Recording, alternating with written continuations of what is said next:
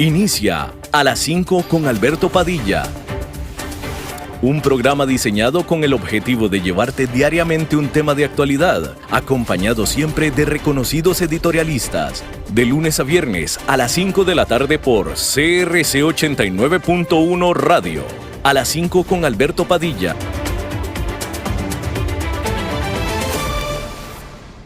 Hola, ¿qué tal? Saludos, bienvenidos a esta emisión de A las 5 con su servidor Alberto Padilla. Muchísimas gracias por estarnos acompañando. Gracias por estar ahí. Le mando cálidos saludos desde la señal de CRC 89.1 Radio en San José, Costa Rica, desde donde estamos transmitiendo hasta el punto, en el tiempo, en el espacio en el que usted nos está escuchando, porque estamos saliendo en diferentes vías simultáneamente, por ejemplo, en Facebook Live, en la página de este programa, A las 5 con Alberto Padilla. Estamos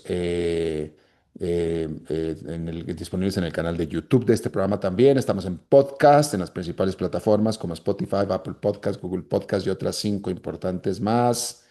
Y aquí en Costa Rica, este programa que sale en vivo en este momento a las 5 de la tarde, se repite todos los días a las 10 de la noche aquí en CRC 89.1 Radio.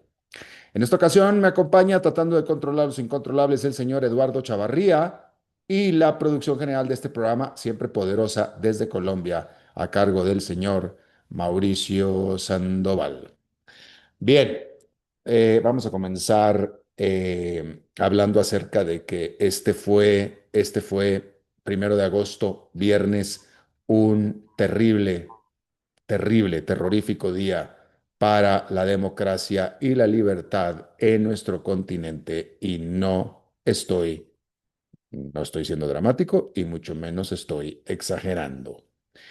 Primero que nada, con la noticia, ninguna de las dos noticias que voy a delinear enseguida fueron realmente sorpresa, ¿no? Pero no deja de ser terrible para el estado de la democracia de nuestro continente. El primero es que el Congreso de El Salvador aprobó una ley con la cual deroga los límites para la presidencia de cualquier presidente. Es decir, básicamente el Congreso de El Salvador aprueba la reelección indefinida.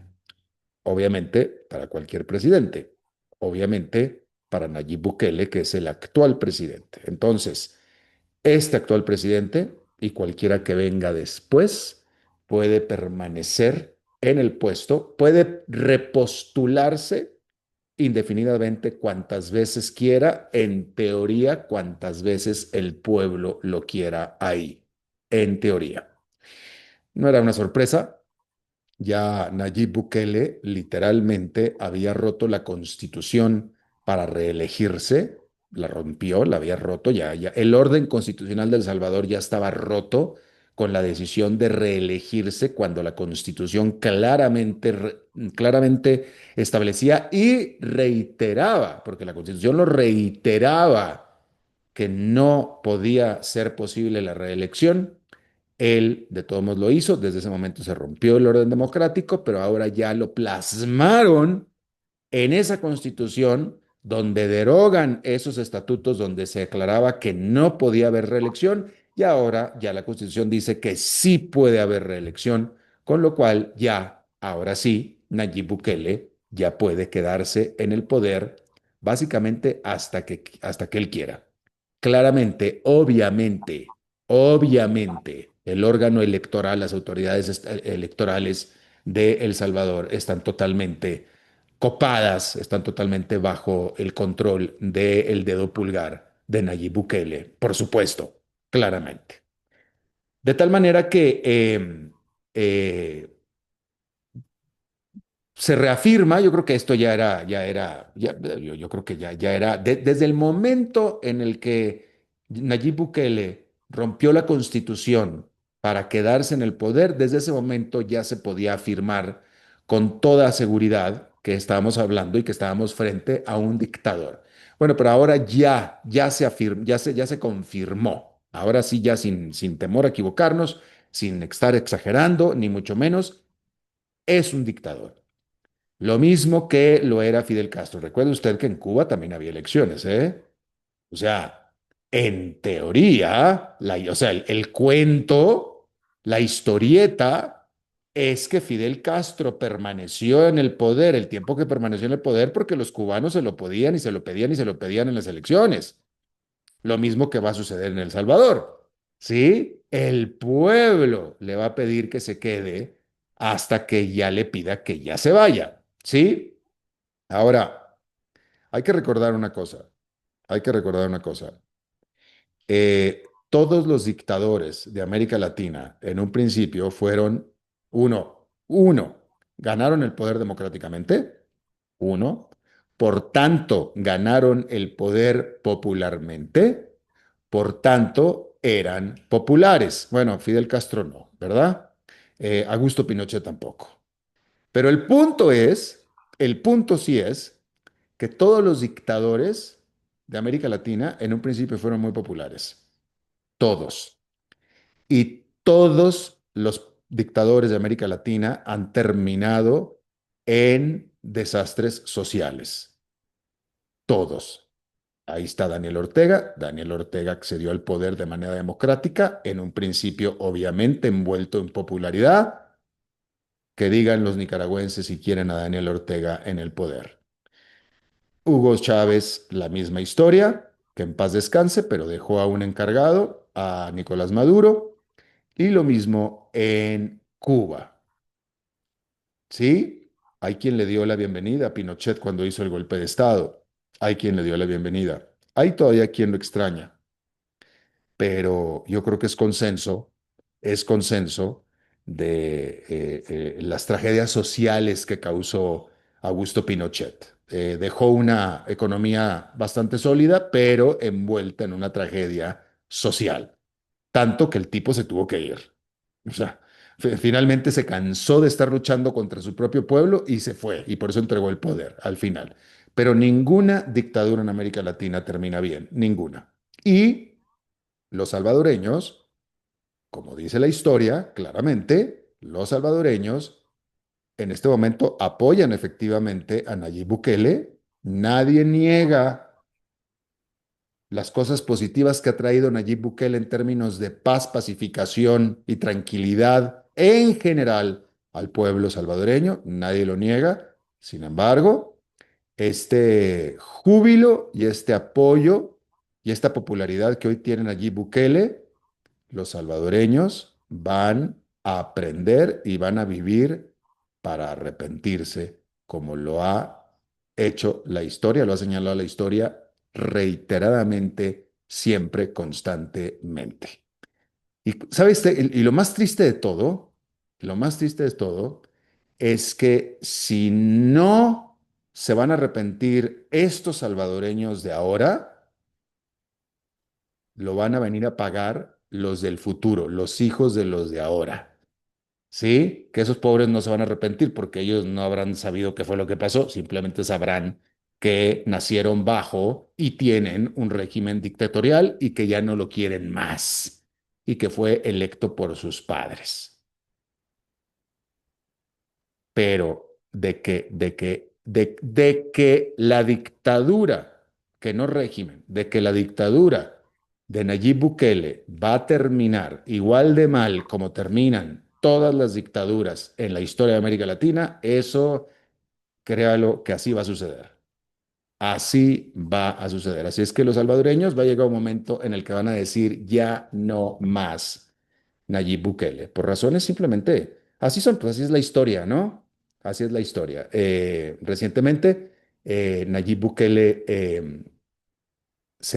ha estado cerrando, pero recientemente se dio el caso de el cierre de una ONG pro derechos humanos después del encarcelamiento de su líder, que lo dijimos aquí.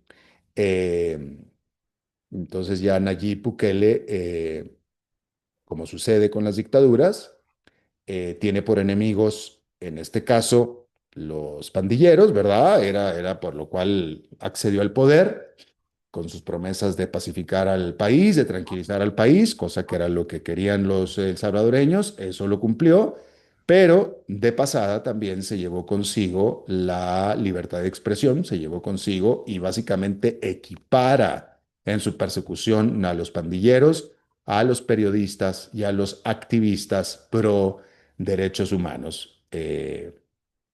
Y así empiezan. O sea, empezó con los pandilleros, que fue el encargo que se le dio, que se le encomendó, está bien, pero después siguió con los periodistas y después siguió con los activistas pro derechos humanos encargados de las ONGs pro derechos humanos, que lo único que están haciendo es defender los derechos humanos. O sea, no es de que estaban apoyando y gustaban de la violencia en las calles, no, simplemente creo que estamos de acuerdo en que hay ciertos derechos fundamentales que hasta un criminal tiene derecho fundamental. Estamos hablando de un derecho fundamental, ¿no? O sea, cárcel perpetua, ok, pero cárcel digna. Vamos a una cosa, vaya, estamos hablando de humanos, no de animales, ¿no? Eso es de lo que estamos hablando aquí. Pero pues así empiezan, o sea, digo, nada más usted estudie la historia de Hitler y etcétera, ¿no? Empiezan con un grupito, siguen con el otro y van con el otro y etcétera. Y llega un momento, o sea, pues es que el dictador es humano, ¿no? El dictador es humano. Entonces, imagínese usted, simplemente haga este pequeño ejercicio, ¿no? Porque pues, Nayib Bukele y Daniel Ortega y etcétera, pues al final son humanos. Imagínese usted, haga este ejercicio conmigo y verá que no estoy exagerando. Si usted pudiera hacer todo lo que usted quiera, todo lo que usted quiera, si las leyes no aplicaran para usted, si usted puede hacer lo que usted quiera, todo lo que usted quiera. Imagínese usted en la gente que le cae mal. Imagínese usted en la gente que le debe plata, en la gente que lo molesta, en la gente que lo bulea, en el vecino que le cae mal. Piense en esas cosas, ¿sí?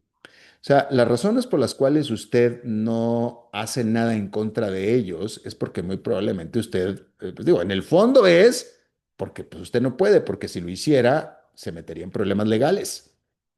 O tendría que pagarlo, ¿me explico? Tendría que pagarlo. Eso es lo que nos contiene, ese es el control que tenemos nosotros los humanos. O sea, pues si no hubiera leyes, hubiera una anarquía total, cada quien haría lo que se le pegue la gana, ¿no? Pero imagínese que usted no le apliquen las leyes, que usted le dan carta blanca para lo que quiera. ¿No haría usted lo que quiera? ¿No? Si usted se encuentra en la calle a un amigo que le cae mal o a un bully que lo está molestando, un vecino que lo está jodiendo, ¿no sería cargo de él? Sí, usted tiene toda la libertad de hacerlo. Nadie le va a decir nada, nadie le va a hacer nada. ¿No lo haría? ¿No lo haría? Por supuesto que lo haría. Usted y cualquiera. Por supuesto que lo haría. ¿Por qué no? Si no le va a pasar absolutamente nada. Lo puede hacer, lo haría. Pues es exactamente lo mismo que hacen los dictadores. Lo mismititito. Exactamente lo mismo. Una impunidad total. ¿Por qué no lo van a hacer?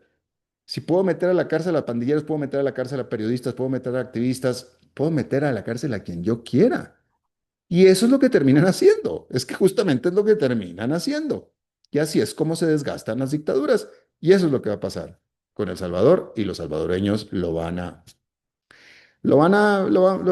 vamos a ver si nos da vida en la vida, si nos permite la vida. Está muy joven Nayib Bukele, pero yo creo que es cuestión de, bueno, o sea, algunos cuantos años nada más en que empecemos a ver el desgaste típico natural de cualquier dictador y entonces a ver si se va.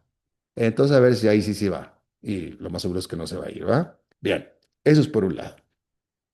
Eso es lo que pasó en el Salvador. No que fuera sorpresa. Otra que tampoco fue sorpresa. Fíjese usted, la verdad es que no fue sorpresa. O sea, una vez que lo hizo, no fue sorpresa. El presidente de Estados Unidos, Donald Trump, anunció que despedirá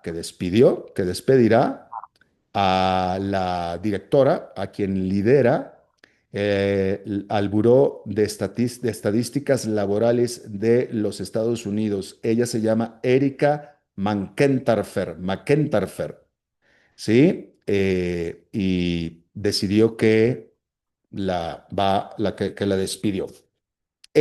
No fuera una noticia importante esta, menos para un presidente como Donald Trump que ha corrido a tanta gente y que tiene por lema de campaña o por promesa de campaña por cumplir de reducir el tamaño del Estado, si no fuera que la despidió justo después, justo en el día y justo después de que precisamente el Buró de Estadísticas Laborales de los Estados Unidos publicó, quien publica la cifra oficial del empleo en los Estados Unidos, publicó este viernes cifras sobre el empleo que muestran que la economía de Estados Unidos añadió solamente 73,000 puestos de trabajo durante julio, que es mucho menos de lo que se estaba esperando. Decir que además las cifras de empleo para mayo y para junio fueron revisadas a la baja en 258,000. Eh, Indicando todo esto, una desaceleración importante de la economía. Hay que recordar que el pilar, la fortaleza de la economía de Estados Unidos ha sido precisamente el mercado laboral, el empleo, ¿sí? Eh, y entonces ahora se demostró que el empleo no solamente bajó de manera muy importante el mes pasado, sino que de hecho venía bajando desde hace 2 meses, de acuerdo a lo que se revisó el día de hoy. El presidente Trump, después de esto, dijo que, sin mostrar evidencia, ¿verdad? Simplemente dijo que estas cifras han sido amañadas, han sido cocinadas, han sido manipuladas por motivos políticos por parte de esta persona, de esta mujer, y por eso la corrió. Eh, cuando, bueno, así es que, bueno, en esta práctica ya conocida de este presidente, por eso decía que no es sorpresa esta noticia, porque ya estamos acostumbrados a que con este presidente él tiene su propia realidad y su realidad es lo que él dice, no la realidad. Donald Trump es alguien, y no estoy exagerando de nuevo, tampoco estoy exagerando, simplemente se lo estoy ilustrando para tratar de apoyar mi punto. Donald Trump es alguien que si lo que él dice y la realidad no concuerdan, la que está equivocada es la realidad, porque aquí es lo que él dice. Y él dice que la economía va muy bien, y si por tanto las cifras muestran otra cosa, las cifras están equivocadas, porque él dice que las cosas van muy bien.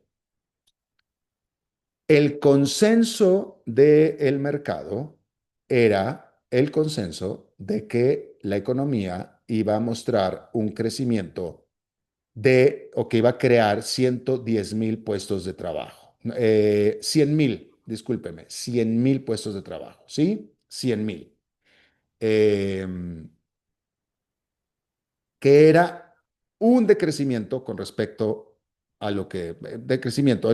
Esta cifra del empleo ha estado poco a poco decreciendo en lo que va de este año, poco a poco, mostrando que la economía de Estados Unidos viene desacelerándose de manera lenta, pero desacelerándose, de tal manera que se esperaba que la cifra en general, el consenso era que la cifra iba a ser menor, mostrando de nuevo un poquito mayor de desaceleración, pero que iba a ser de 100,000. Al final no fueron 100,000, fueron 73,000. Es decir, se esperaba debilidad, se mostró más debilidad, pero luego encima se revisaron los números de los 2 meses anteriores, con lo cual nos damos cuenta de que la economía viene más débil de lo que pensábamos, ¿sí? Y eso es lo que muestran las cifras, por debajo del consenso de los economistas. Y entonces esto para el presidente Donald Trump es una trampa, una vil trampa, un engaño, un embuste. Y entonces la corrió. a la mujer porque ella cocinó los números por motivos políticos. Bien, déjeme le digo esto. Eh, el consenso eran 100,000. La cifra que salió al final fueron 73,000. Hubo economistas, uno de ellos nuestro propio economista que aquí tanto invitamos, Alberto Bernal, que es un economista profesional en pronósticos, en estimaciones, ¿sí? En matrices económicas, etcétera. Alberto Bernal envió ayer, parte del trabajo de Alberto Bernal es enviar un pronóstico sobre las cifras oficiales de la economía de Estados Unidos y los envía un día antes. Y Alberto Bernal el jueves envió su pronóstico de lo que diría la cifra del día de hoy. Y Alberto Bernal estaba estimando que el día de hoy se iban a revelar que la economía de Estados Unidos había añadido 45,000 puestos de trabajo. Alberto Bernal veía una debilidad incluso mayor que la que al final se reveló. Y Alberto Bernal en su newsletter puso todas las razones, todas las métricas que él utilizó para pronosticar que la cifra iba a ser 45,000. Alberto quedó por debajo de lo que al final salió. Pero el punto que estoy tratando yo de hacerle es que, a ver, la cifra y metodología que usa el Buró de Estadísticas Laborales, todo el mundo las ve, todos los economistas las ven, todas. O sea, el Buró de Estadísticas Laborales recopila datos y etcétera, y tiene su manera de recopilar datos, pero no es el único que recopila datos. Alberto Bernal recopila datos. Muchos economistas recopilan datos, ¿sí? Entonces, para no ponerme demasiado rebuscado, ni mucho menos, tampoco podría, pero no hay manera posible en que el Buró de Estadísticas Laborales pueda cocinar un número, inventarse un número, sacarse un número del culo sin que nadie lo note, nada más porque quiso. No, no hay manera, no se puede. No se puede porque el buró está viendo las mismas cifras que ve todo el mundo, incluyendo Alberto Bernal. Lo que pasa es que ya después cada quien utiliza una metodología diferente para interpretar los números porque la economía no es una ciencia exacta. ¿Sí? Entonces, claramente todo el mundo estaba viendo debilidad. Todos, el consenso veía debilidad. Alberto Bernal es parte del consenso. Él con su métrica y su experiencia y su métrica y sus cálculos, él veía más debilidad, incluso que el Buró de Estadísticas. Y Alberto no estaba solo en esa estimación, no estaba solo, ¿sí? Lo que pasa es que una mayoría de economistas sigue otra metodología y ellos, igual que Alberto Bernal, veían debilidad, simplemente no tanta.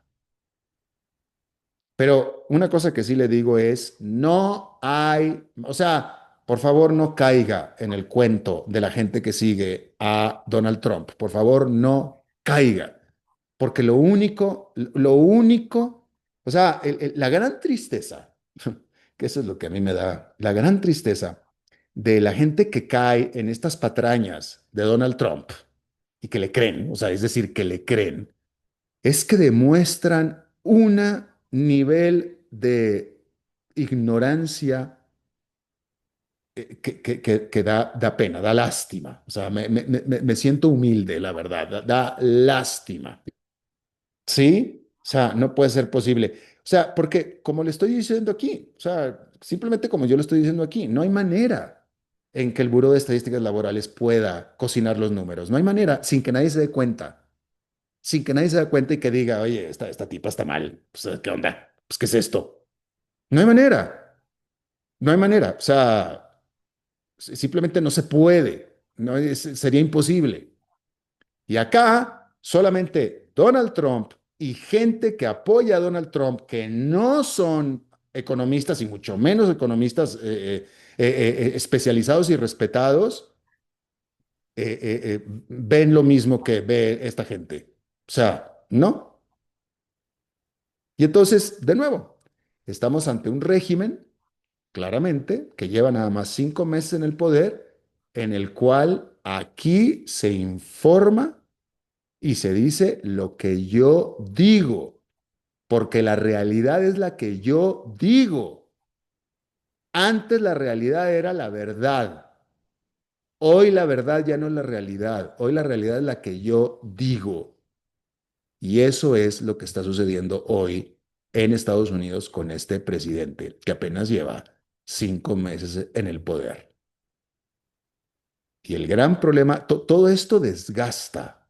Todo esto realmente desgasta, como lo va a poder decir, por cierto, que nuestra entrevista enseguida es sobre el caso de El Salvador, ¿sí? Pero si tú vives y estás en un país en el que, bueno, o sea, o sea, ¿quién iba a pensar? O sea, porque se están definiendo las nuevas reglas, ¿verdad? ¿Quién iba a pensar que un economista que lo único que hace es recopilar datos y decirlo y interpretar lo que los datos indican, se iba a convertir en un enemigo del Estado? Y eso es lo que sucedió ahora con la jefa del Buró de Estadísticas Laborales. Ella es la mensajera. Ella es simplemente la mensajera. Y ya la despidieron porque cocinó los números, ¿sí? Que no es diferente a lo que les pasó a quienes contaron los votos de la elección que perdió Donald Trump. Sí, donde los acusaron, a quienes contaron los votos, ¿verdad? Los acusaron de haber manipulado los votos para hacer perder a Donald Trump y les hicieron la vida imposible. Cuando lo único que hicieron fue contar los votos y poner en un papel los votos que tenían ellos en la mano y que ellos contaron y que en el papel, no ellos, no ellos no, en el papel se demuestra que Donald Trump perdió. Pues se fueron contra la mano que anotó esa cifra, porque nosotros decimos que Donald Trump ganó. La verdad es que no ganó, pero no importa, la realidad es que sí ganó, porque nosotros lo estamos diciendo. Y eso es en lo que están ahorita en Estados Unidos. Entonces, lo que le decía yo es que desgasta. O sea, imagínese usted, próximo mes, que las cifras otra vez van a volver a decir lo que está pasando, que la economía de Estados Unidos se está desacelerando, que por cierto, se venía desacelerando.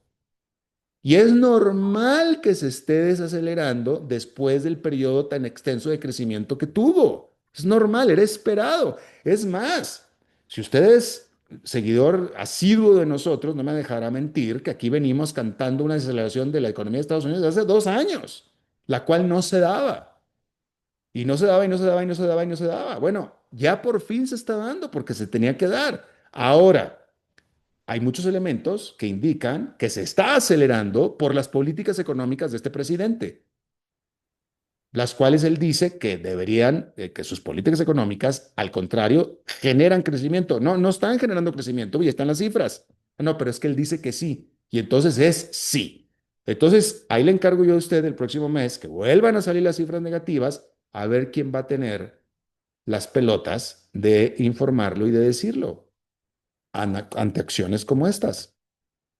Porque llega un momento en el que en un país dominado por alguien autoritario, eh, decir la verdad es un crimen. Es un crimen. Y ahí está esta pobre mujer, perdió el trabajo por decir la verdad, simplemente dijo la verdad, ni siquiera fue una opinión, fue la verdad, ya se quedó sin trabajo. Y entonces, ¿quién iba a pensar que ella se iba a convertir en un enemigo del Estado? Y así empiezan. Ahorita es ella, al rato es otra como ella, y luego son los economistas independientes, y al rato probablemente Alberto Bernal también, porque Alberto Bernal piensa que incluso la cosa es peor, y así se siguen las cosas, ¿eh? Así se siguen, así van. Y el problema es que para cuando se dan cuenta, los que apoyan, porque todavía tiene, o sea, Donald Trump tiene mucha gente que lo apoya, ¿verdad? Y que cree que efectivamente La tipa cocinó los números, etcétera. No ven, no pueden ver, están ciegos a lo que yo le acabo de decir aquí, están ciegos. O sea, pues dices, oye, mira, es que no pueden cocinar los números, es imposible. Ah, no lo pueden ver. Estamos hablando de gente estudiada en la universidad y todo, no lo pueden ver. Lo mismo con Nayib Bukele, igual con Nayib Bukele. Y para cuando se den cuenta de lo que hicieron y de lo que estaban apoyando, ya va a ser demasiado tarde, como la historia tantas veces lo ha confirmado. Vamos a seguir hablando de estos temas enseguida con nuestra entrevista de hoy.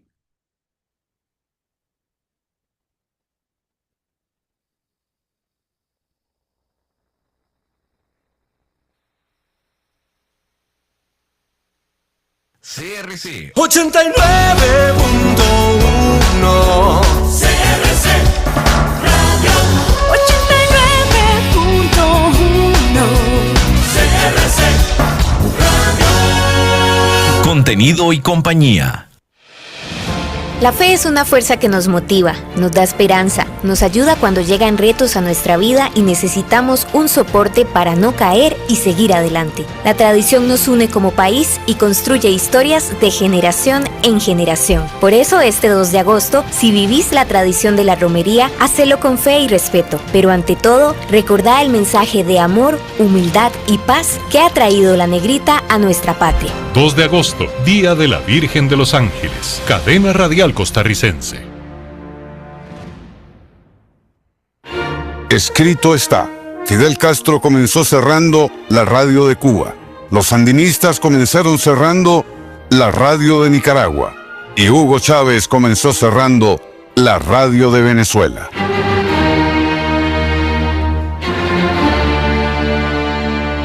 Cámara Nacional de Radiodifusión. Ella siempre te dio lo mejor. Hoy te toca a vos consentirla como se merece. Sorprende a mamá con su pizza favorita en Ready Pizza, porque mamá también merece lo mejor. Ready Pizza, siempre fresca, calientica y lista para llevar. Pedí la preferida de mamá en Ready Pizza al WhatsApp 7060-6500 y retira en el restaurante más cercano, desde 3.500 colones. Ready Pizza, la preferida de los ticos. Estamos en todo el país.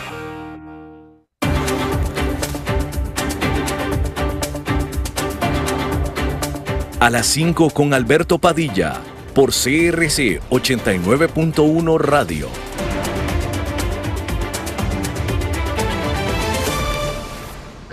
Muchísimas gracias por continuar con nosotros. Rápidamente, deja nada más informarle que el expresidente de Colombia, Álvaro Uribe Vélez, fue sentenciado a 12 años de prisión domiciliaria por acusado de haber sobornado a testigos en un caso contra él.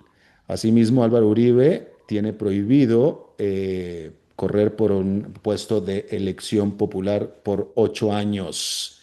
Decir que todavía tiene por opción legal y ya dijo que la utilizará la apelación. Así es que ya fue sentenciado, 12 años de prisión domiciliaria, pero tiene derecho a apelar, así es que eso es lo que va a hacer. Bien, vámonos a hablar de la situación en El Salvador. Está con nosotros y le agradezco muchísimo Abraham Ábrego, él es director de litigio estratégico de la ONG Cristosal. Cristosal, esta ONG en pro de los derechos humanos, hace un par de semanas anunció que abandonaba El Salvador luego del arresto que se le hizo a su directora. Abraham, muchísimas gracias por estar con nosotros. Buenas tardes, gracias por la invitación, un saludo a ustedes y estamos aquí. Déjame te pregunto, Abraham, ¿tú estás en El Salvador? No, yo estoy en Guatemala Ya, actualmente. ya. ¿Cuál es la situación de Cristosal en El Salvador? ¿Existe Cristosal en El Salvador o ya no? No, Cristosal ha tenido que suspender sus actividades y ya no hay personal activo actualmente en el país, Eh, eh, solo funcionando a partir de las oficinas de Guatemala y Honduras. ¿Dónde más funciona Cristosal aparte de El Salvador? El origen de Cristosal en Estados Unidos tiene, digamos, la junta directiva, parte de la junta directiva en Estados Unidos, pero sus operaciones son principalmente en las oficinas de estos países, de Guatemala y Honduras. Y por su nombre, me parece que es una organización religiosa o basada religiosa.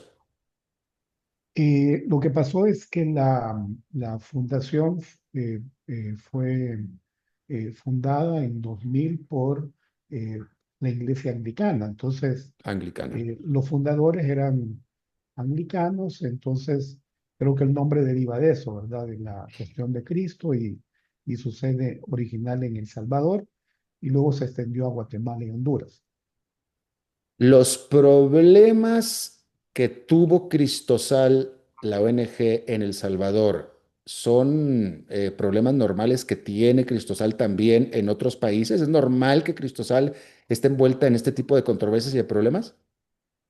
No, realmente hemos funcionado, por ejemplo, en Honduras y Guatemala como organización de derechos humanos, y hemos participado incluso en diálogo con los gobiernos de Guatemala y Honduras, y no se nos había presentado incluso una situación como la que estamos en El Salvador en gobiernos anteriores, a pesar de que habíamos siempre presentado informes, denuncias, representado a víctimas, pero la situación en El Salvador se ha complejizado tanto que en el gobierno actual ha sido prácticamente inviable poder seguir en términos de funcionamiento y de defensa de derechos humanos. ¿Qué es lo que estaba haciendo Cristosal en El Salvador que se volvió tan inviable, tan intragable por el gobierno de El Salvador? Bueno, nosotros hemos hecho lo que una organización de derechos humanos representar a víctimas. Lo que pasó es que Cristosal, cuando comenzó el régimen de excepción, en 2022 comenzó a documentar eh, una plataforma en las violaciones de derechos humanos, y las visibilizamos, mientras que la narrativa del gobierno era que el régimen de excepción había servido para capturar pandilleros. Nosotros, a partir de la documentación de casos, demostramos que muchas de las personas detenidas en forma arbitraria no tenían vínculos con pandillas. Los informes que presentamos, sustentados en víctimas y en evidencia, también demostraron que en las cárceles salvadoreñas se estaba torturando a la población detenida, pero también documentamos más de 400 personas que habían muerto en el marco del régimen de excepción, o por posibles ejecuciones extrajudiciales o por mala atención médica. Entonces, creo que el nivel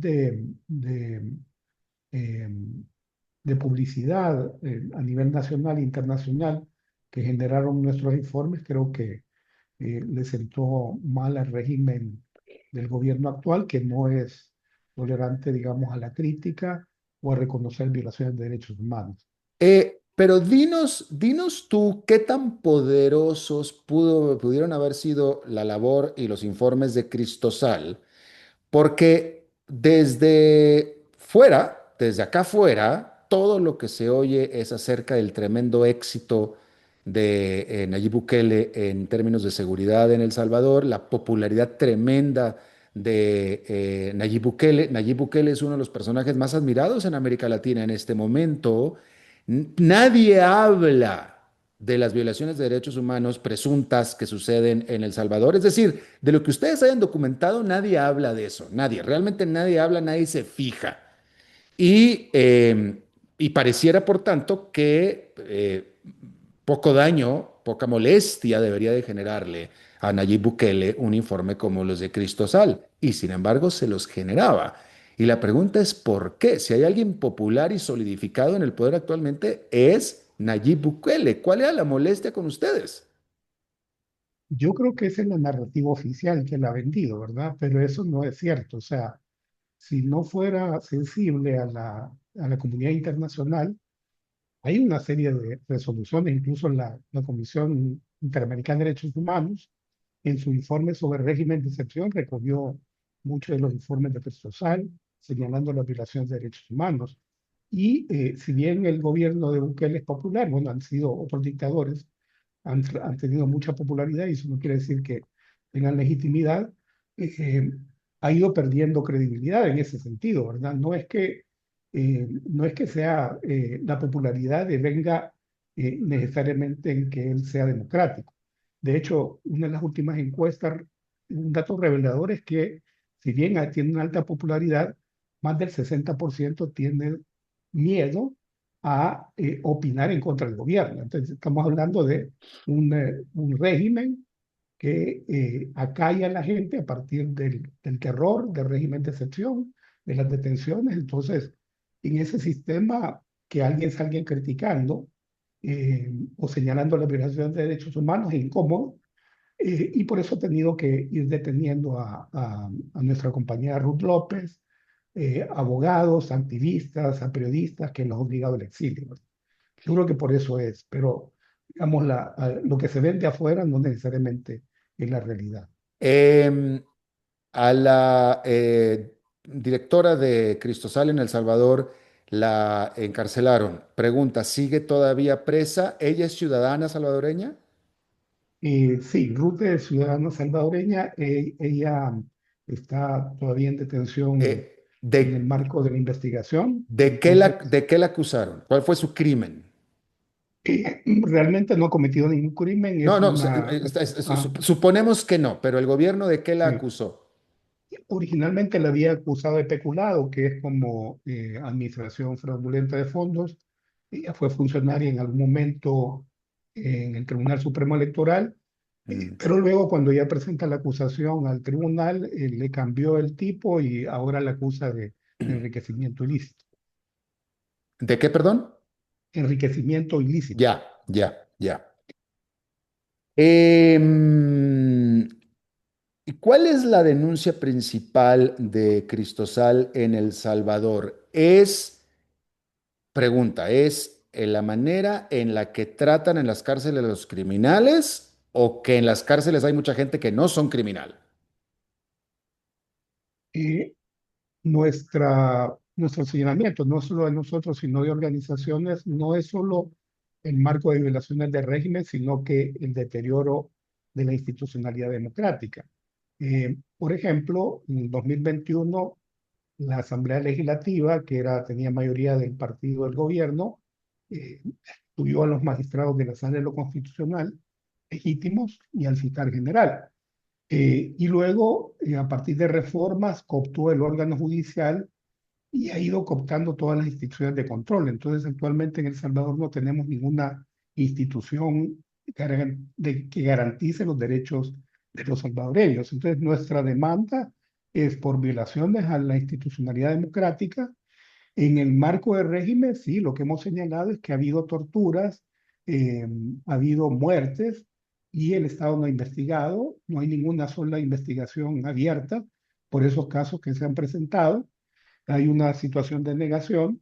Eh, Ahora, el tema de la mejora de la seguridad, nosotros hemos reconocido, pero eso ha sido a costa de la pérdida de libertades civiles. Entonces, actualmente el régimen que lleva 3 años de prórrogas se está utilizando contra cualquiera que critique, que señale. Entonces, El Salvador ha perdido la oportunidad de que cualquier ciudadano critique, señale cuestión, porque le aplican el régimen de excepción o lo detienen. Es decir, que ya no vives en una sociedad que puedas libremente opinar. Es decir, por eso es que hay periodistas exiliados. Entonces, nosotros lo que hemos señalado es este conjunto de regresiones que ha habido y de violaciones graves a los derechos humanos, y donde no hay ninguna investigación ni ningún pronunciamiento de ninguna de las instituciones que deberían investigar y señalar estas violaciones.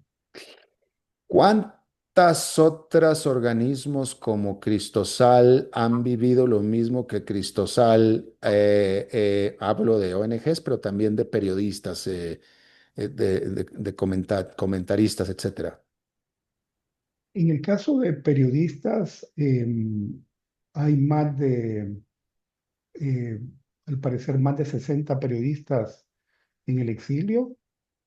Por ejemplo, uno de los periódicos independientes más reconocidos es El Faro. El Faro ya desde el año pasado tuvo que exiliarse debido a acoso fiscal, Él era acoso dirigido por un administrativo. mexicano, ¿cierto? Sí. han tenido que exiliarse y luego ha habido un proceso de ataques a los periodistas, eh, y no digamos, no todavía de detenciones. Sin embargo, hubo una amenaza a los periodistas del Faro de detenerlos cuando querían ingresar al país, por eso ya no regresaron, algunos de ellos que todavía estaban allá. Luego, en el caso de organizaciones de derechos humanos, creo que en algunos de ellos han sido ataques de carácter de acoso administrativo, fiscal, eh, y creo que lo que ha generado también el impacto más fuerte que ha obligado a algunas organizaciones a cerrar o incluso exiliarse ha sido la aprobación de la ley de agentes extranjeros, porque es una ley que establece mecanismos de control excesivos que ya estaban regulados en otras leyes y grava con un impuesto del 30% a cualquier organización o persona natural por transferencias que le haga en lo que ellos consideran mandantes extranjeros, que son lo que considera la ley como cualquier persona, corporación, organización con personalidad jurídico que traslada dinero a El Salvador y ellos consideran que pueda influir en la política interna. Esta ley es bastante discrecional y esa que es la que ha generado también el riesgo a las organizaciones, y prácticamente es como una forma de control para que las organizaciones no tengan oportunidad de hacer su trabajo de defensa de derechos humanos. Ya.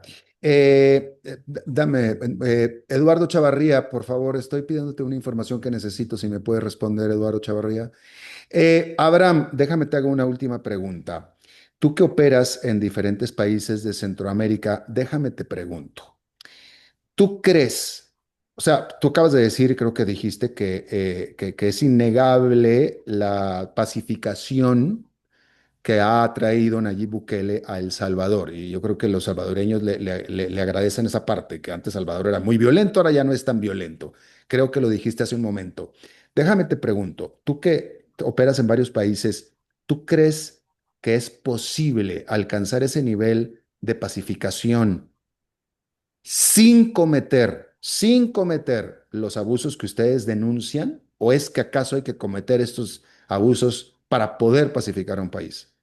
Sí, gracias por la pregunta, porque nosotros hemos insistido en los tres países, sobre todo de que es una falsa premisa pensar que tenés que violar derechos humanos para garantizar la seguridad Mm, o perder libertades. Entonces, nosotros hemos insistido que eso no es cierto, que hay formas de desarrollar políticas de seguridad efectivas mm, sin recurrir a violaciones de derechos humanos. Digamos, en el pasado ha habido algunos gobiernos que han intentado políticas preventivas o de seguridad que han dado resultados sin necesidad de afectar tanto libertades civiles. Lo que pasa es que los problemas en Centroamérica son tan graves de crimen mm. organizado, acumulados, que no es tan fácil y lleva mucho tiempo y la población pide resultados rápidos. Entonces, muchas veces gobiernos populistas tratan de tomar atajos para, digamos, avanzar en soluciones rápidas, pero en sacrificio de libertades civiles y de derechos. Nosotros creemos que ese gran reto que tiene no solo a Centroamérica, sino que América Latina con los problemas de criminalidad que tiene. Bueno, pues Abraham Ábrego, director de litigio estratégico de la ONG Cristosal, te agradezco muchísimo tu buena disposición a charlar con nosotros. Un gusto y gracias por la invitación. Y siempre, bienvenido siempre. Y bueno, siendo viernes, vamos a cambiar de tono y vamos a mandarlo a el fin de semana bien preparadito con el segmento de bienestar alternativo con Mafa Moya. Mafa. Feliz viernes, feliz mes. Ya estamos en agosto, querido Alberto. Un saludo también a Mauricio en los controles y a ustedes oyentes. Gracias por abrir este espacio de reflexión con bienestar alternativo. A todos los que también se suman desde diferentes rincones y redes sociales, gracias por estar. Hoy quiero invitarlos a hacer una pausa. Pensemos por un momento en las personas que viajan con nosotros en el autobús, nos los encontramos en un parque, en un supermercado o en el colega que nos saluda cada mañana con una sonrisa en la oficina o en ese familiar que parece estar siempre bien, siempre fuerte. Detrás de muchas de esas sonrisas se liberan batallas silenciosas, batallas tan profundas y agotadoras que a veces las personas sienten que ya no les queda fuerzas. Hoy vamos a hablar de esas batallas. Hoy vamos a aprender a ser un faro para quienes navegan en la oscuridad. Hoy hablaremos de depresión y prevención del suicidio. En los últimos meses he notado un aumento en personas afectadas por tanto trastornos de ansiedad, insomnio y como con síntomas de depresión. Una de las lecciones más duras que he aprendido es que la desesperación no siempre grita. Muchas veces susurra y necesitamos aprender a escuchar esos susurros. ¿Cómo reconocer que alguien cercano podría estar perdiendo la esperanza? Primero, dejemos de un lado el estereotipo de la persona que llora todo el día. La depresión sabe disfrazarse. Puede esconderse detrás de la irritabilidad, el cansancio crónico o una aparente normalidad. La clave está en notar los cambios. Por ejemplo, el amigo que antes amaba ir al fútbol y ya no va a los partidos. La mamá que cocinaba con amor y ahora solo pide comida. Cambios drásticos en el sueño, el apetito, el aseo personal, el aislamiento social y abandono de pasatiempos que antes disfrutaban. Sobre todo, escuchen la palabra, a veces son directas, quisiera dormirme y no despertarme, es que soy una carga, estarían mejor sin mí. Otras veces llegan como frases sutiles, ya pronto dejaré de ser un problema, no te preocupes, ya nada importa. Hay otra señal, quizás la más desconcertante, una calma repentina, como si nada estuviera pasando. Si alguien que estaba angustiado de pronto parece en paz, puede ser que ya ha tomado una decisión. Esa calma, aunque parezca alivio, puede ser una señal de alarma. ¿Qué podemos hacer? Sé que el miedo paraliza, el miedo a decir lo incorrecto, miedo a empeorar la situación, pero el mayor error es no hacer nada. No hace falta ser un especialista, un psicólogo para acompañar a alguien en crisis. Hace falta ser humano. Aquí te comparto 3 pasos fundamentales que todos podemos dar. Primero, atrévete a preguntar. Existe un mito peligroso que dice que hablar del suicidio puede incitarlo. Es totalmente falso. Preguntar con cariño abre una puerta para que la persona hable. Puedes decir, he notado que estás diferente y me preocupas. ¿Has pensado en hacerte daño o en quitarte la vida? Esa pregunta no implanta una idea. Esa pregunta dice, te veo, me importas, no estás solo, ¿cómo te puedo ayudar? Segundo, escuchar para conectar, no para solucionar. Si la persona responde que sí, tu misión es escuchar. No minimices su dolor, ni le des frases hechas como anímate, todo va a estar bien, valida su experiencia. Lo que necesita es que lo escuches. Entonces, es gracias por confiar en mí, aquí estoy para escucharte. Debe ser difícil sentirte así. ¿Quieres compartirme algo? Estoy aquí contigo. Esa presencia sin juicios es un ancla poderosa. Y tercero, no guardes el secreto, busca ayuda. Puede parecer difícil, pero es vital. La seguridad de esa persona es lo más importante. Dile con amor y con firmeza, te quiero demasiado como para guardar esto. Vamos juntos a buscar ayuda. Llama a una línea de emergencia. Generalmente todos los países tienen una línea de salud mental. Acompáñalo al psicólogo, a un centro de salud. Quédate a su lado. Tu compañía puede marcar la diferencia. Quiero que seamos conscientes que hay muchas personas que están experimentando mucho dolor. Cada vida es un universo de historias, de amor, de posibilidades, y cuando una vida se apaga por desesperación, ese universo colapsa y ese dolor se expande a todos los que amaban a esa persona. Pero también hay una onda expansiva de esperanza, esa esperanza que no se debe perder, y esa la generamos tú y yo con empatía, con escucha, con valentía, con amor, con paciencia, con resiliencia. Hoy te invito a hacer un pacto silencioso pero poderoso. Mira más allá de las pantallas y de las rutinas. Pregunta, escucha, sé la red que sostiene, sé la voz que recuerda que no todo está perdido, porque a veces una sola conversación puede salvar una vida. Acompañar sin juzgar, ser empático, consciente y presente puede ser el acto más amoroso y transformador que hagas hoy.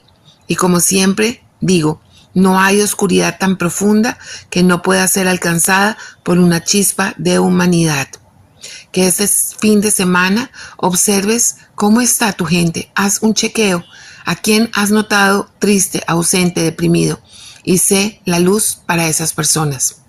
Que tengan un feliz fin de semana. Y feliz fin de semana para ti también, Mafa. Gracias por esto. Y sigan a Mafa Moya en sus redes sociales, @Mafa Moya. Con F, Mafa, Moya con Y. Y bueno, eso es todo lo que tenemos por esta emisión y por esta semana de a las 5 con su servidor Alberto Padilla. Muchísimas gracias por habernos acompañado. Espero que termine este día en buena nota, en buen tono, que tenga buen fin de semana y nosotros nos reencontramos en la próxima. Que la pase muy bien.